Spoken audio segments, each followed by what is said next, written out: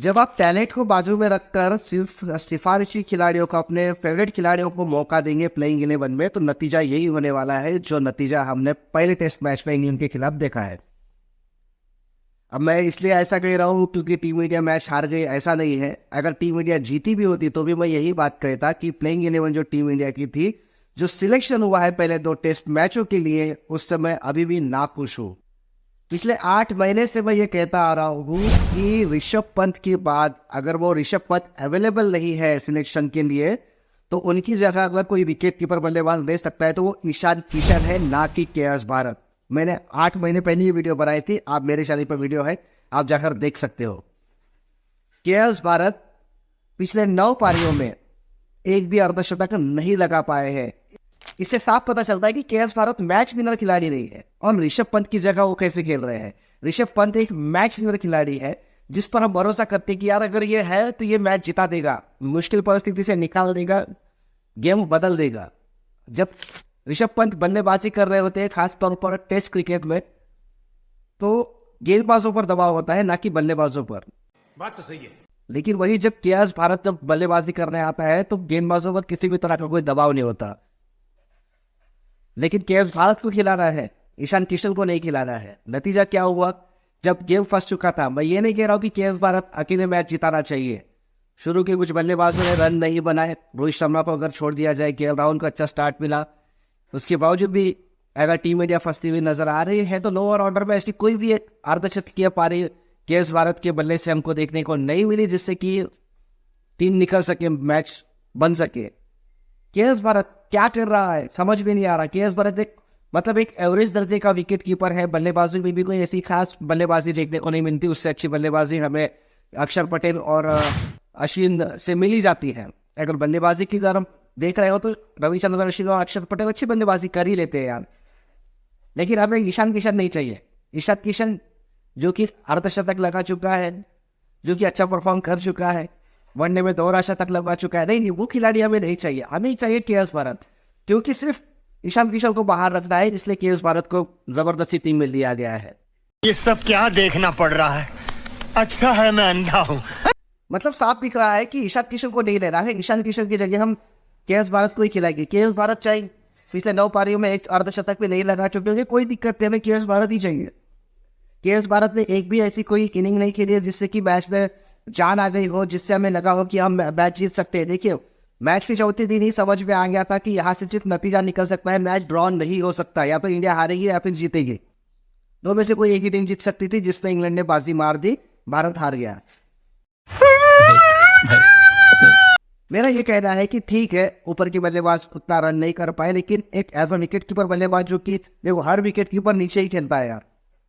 अगर आप बताओगे कि यार ऊपर के बल्लेबाज को कुछ नहीं कर पाए तो के.एस. भारत क्या करने का, देखो हर विकेट कीपर उसी नंबर पे खेलते हुए नजर आएगा। ज्यादातर विकेट कीपर उसी नंबर पे बल्लेबाजी करते हुए नजर आते थे। महेंद्र सिंह धोनी वही उसी नंबर पर खेलते हुए नजर आए, नीचे ही खेलते हुए नजर आए हमें ऋषभ पंत भी, और ऋषभ पंत ने अच्छा किया। अब ऋषभ पंत की अनुपस्थिति में जहां हमें एक अटैकिंग विकेट कीपर बल्लेबाज चाहिए, वो है ईशान किशन। उससे बेटर ऑप्शन हो ही नहीं सकता, लेकिन उसे हटाकर सिर्फ के.एस. भारत को लिया जा रहा है। के.एस. भारत को सिर्फ इसलिए खिलाया जा रहा है क्योंकि ईशान किशन को मौका नहीं देना है। अच्छा, दूसरे सिलेक्शन की बात करूं तो विराट कोहली जब 2 मैचों के लिए अवेलेबल नहीं थे तो उनकी जगह पर आपको लाना था चेतेश्वर पुजारा या फिर अजिंक्य रहाणे, सीनियर प्लेयर को लाना था। क्योंकि क्या है, रजत पाटीदार कैसे रिप्लेसमेंट हो सकते हैं विराट कोहली की? मतलब जब विराट कोहली जैसा सीनियर बल्लेबाज जब अवेलेबल नहीं है तो उसकी जगह पर आप युवा बल्लेबाज को लाते हो, मतलब कैसे रिप्लेस हो सकता है यार? एक सीनियर खिलाड़ी की जगह एक नया खिलाड़ी कैसे ले सकता है? उसकी जगह पे आपको ले जाना चाहिए था अजिंक्य रहाणे या फिर चेतेश्वर पुजारा, 2 में से एक खिलाड़ी लाना चाहिए था। लेकिन आपने इसलिए नहीं लाया, बीसीसीआई या फिर कोच साहब ने जिसने भी है इसलिए नहीं लाया, क्योंकि जब विराट कोहली वापस आएंगे तो फिर अजिंक्य रहाणे या तो चेतेश्वर पुजारा इस खिलाड़ी को बाहर कैसे करेंगे? क्योंकि हमें श्रेयस अय्यर और शुभमन गिल दोनों को तो खिलाना ही है, चाहे टीम हारे या जीते फर्क नहीं पड़ता। पिछले 10 पारियों का रिकॉर्ड अगर देखा जाए तो ना श्रेयस अय्यर ने 50 लगाई है, ना शुभमन गिल ने 50 लगाई है। एक गावा टेस्ट में 91 रन की पारी खेलकर शुभमन गिल अपने 20 टेस्ट खेल चुके हैं लगभग। अरे देवा, ये गड़बड़ है बाबा। एग्जैक्ट मुझे आंकड़ा नहीं पता, लेकिन पिछले 10 पारियों की अगर बात की जाए तो एक भी अर्धशतक ना श्रेयस अय्यर के बल्ले से आया है, ना ही शुभमन गिल के बल्ले से आया। लेकिन ये दोनों खिलाड़ी खेलेंगे ठीक है, आप युवा खिलाड़ियों के साथ में जाना चाहते हो, युवा खिलाड़ियों को आप मौका देना चाहते हो, बनाना चाहते हो, तो फिर ईशान किशन युवा नहीं है क्या? ईशान किशन को आपने बाहर रखा है, सरफराज खान को आपने मौका नहीं दिया, जबकि यह अच्छा मौका था कि जब तक अगर आप युवा खिलाड़ी के साथ में जाना चाहते थे तो रजत पाटीदार की जगह सरफराज खान को मौका देना चाहिए था, जो रणजी में धमाल मचा रहा है, रणजी में डॉन ब्रैडमैन की जगह ले रहा है और इंटरनेशनल क्रिकेट में डेड मैन बना हुआ है सरफराज खान। चलो उसकी बात नहीं करते, लेकिन अजिंक्य रहाणे या फिर चेतेश्वर पुजारा, दो में से एक खिलाड़ी, सीनियर खिलाड़ी यहाँ पे होना चाहिए था, क्योंकि दबाव पूरी तरह से रोहित शर्मा पे आ चुका था विराट कोहली की अनुपस्थिति में, और विराट कोहली की अनुपस्थिति में रोहित शर्मा अच्छा ही कर रहे थे। सही पकड़े हैं। लेकिन इनकी पारी लंबी नहीं चली, लेकिन बाकी पिछले बल्लेबाजों ने साथ नहीं दिया। मिडिल ऑर्डर इतना कमजोर लग रहा था। श्रेयस अय्यर क्या करते हैं समझ में नहीं आता, शुभमन गिल क्या करते हैं समझ में नहीं आता, इन दोनों का ध्यान कहाँ है? तीसरे नंबर पर बल्लेबाजी कर रहे शुभमन गिल, क्योंकि शुभमन गिल को देखो, अगर ओपनिंग में जगह नहीं मिल रही है ना, तो वो तीसरे नंबर पर खेलेंगे, क्योंकि वो खेलेंगे, केएल राहुल खेलेंगे, शुभमन गिल खेलेंगे, श्रेयस अय्यर खेलेंगे। हम चेतेश्वर पुजारा या फिर अजिंक्य रहाणे को मौका दे सकते थे विराट कोहली की अनुपस्थिति में, हमारा मिडिल ऑर्डर मजबूत होता और टीम शायद ऐसी नहीं हारती। देखो, हर प्लेयर होने के बावजूद भी, विराट कोहली के होने के बावजूद भी टीम इंडिया हारेगी, ऐसा नहीं कि हर मैच हम जीतेंगे, लेकिन हम ऐसी टीम तो उतारे कि जो दबाव में ना बिखरे। देखो, हम 190 रन की लीड ले चुके थे, लेकिन जैसे ही इंग्लैंड के बल्लेबाजों ने बल्लेबाजी की, खासतौर पर ओली होप ने जिस तरह से बल्लेबाजी की, 196 रन की जिस शानदार बल्लेबाजी की, टीम इंग्लैंड को बाहर निकाला संकट से, और सिर्फ निकाला ही नहीं बल्कि जीत दिलाई। ऐसा एक भी बल्लेबाज हमारे पास में नहीं था। हम उम्मीद करते हैं यशस्वी जायसवाल और रोहित शर्मा हर मैच में, हर इनिंग में जबरदस्त स्टार्ट देंगे, लेकिन मिडिल ऑर्डर की क्या जिम्मेदारी है? जब आपके पास में विराट कोहली नहीं है तो शुभमन गिल को चाहिए कि वो, अगले विराट कोहली बोलते हैं ना उसे, वो तो प्रिंस है, किंग के बाद में प्रिंस, तो शुभमन गिल को चाहिए कि एक लंबी पारी खेले। चौथी पारी में 0 पर आउट हुए 2 गेंद खेलकर। श्रेयस अय्यर क्यों है टीम में? श्रेयस अय्यर की जगह नहीं बनती। ये बड़ी अच्छी बात कही आप। पिछले 10 पारियों में एक भी अर्धशतक नहीं है श्रेयस अय्यर का, और केएस भारत पिछले 9 पारियों में एक भी अर्धशतक नहीं है। उसके बावजूद भी टीम चेंज करने के लिए तैयार नहीं है, ना हमारे कप्तान साहब तैयार है, ना हमारे कोच साहब तैयार है। अरे कहना क्या चाहते हो? जरूरी था कि हम शुभमन गिल को या फिर श्रेयस अय्यर को, दो में से, चलो ठीक है, दोनों को ड्रॉप नहीं करते, एक को ड्रॉप करते, किसी सीनियर खिलाड़ी को मौका देते, या फिर अपकमिंग प्लेयर जो रणजी में धमाल मचा रहा है, जो अच्छी फॉर्म में है, उसे मौका देते। आप सरफराज खान को मौका नहीं देना चाह रहे, आप ईशान किशन को मौका नहीं देना चाह रहे, सीनियर प्लेयर्स को अपने बाहर बैठाया हुआ है। देखिए, आप पहले ही आपने 2 खिलाड़ियों को नहीं चुना, जिसमें आप चेतेश्वर पुजारा का नाम ले सकते हैं, अजिंक्य रहाणे का नाम ले सकते हैं, और बची कुची कसर विराट कोहली ने पूरी कर दी 2 मैच से बाहर होके। जब 3 सीनियर प्लेयर आपके पास में नहीं है, तो आपकी जिम्मेदारी बनती थी कि किसी एक सीनियर प्लेयर को आपने मौका देना चाहिए था, या फिर किसी युवा को ही आपको मौका देना था, तो फिर किसी ऐसे युवा को मौका देते जो कि शानदार फॉर्म में चल रहा हो। गलत खिलाड़ियों का चयन ही इस मैच की हार की वजह बना। अगले मैच में आप शुभमन गिल या फिर श्रेयस अय्यर, दोनों में से हटाओ किसी को, या दोनों को हटाओ। मैं तो कहता हूं दोनों को हटाओ।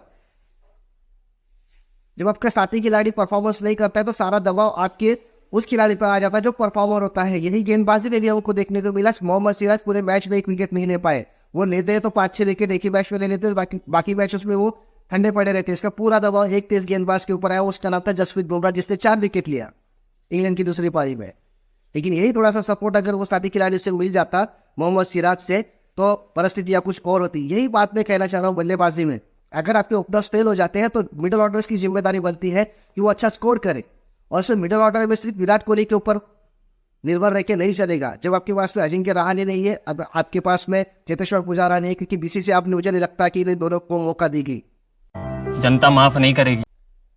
लेकिन श्रेयस अय्यर, आप एक कप्तान के रूप में आपको देखा जा रहा था, क्या खेलते हो यार? शुभमन गिल कहाँ ध्यान है समझ में नहीं आता। और विकेट कीपर केएस भरत क्यों है? नहीं होना चाहिए वो टीम में। केएस भरत टीम में होना ही नहीं चाहिए। ईशान किशन को लाओ, एक अटैकिंग विकेट कीपर बल्लेबाज लाओ जो मैच का रुख पलट दे। जिस दिन चल जाए ना, तो बस चल जाए।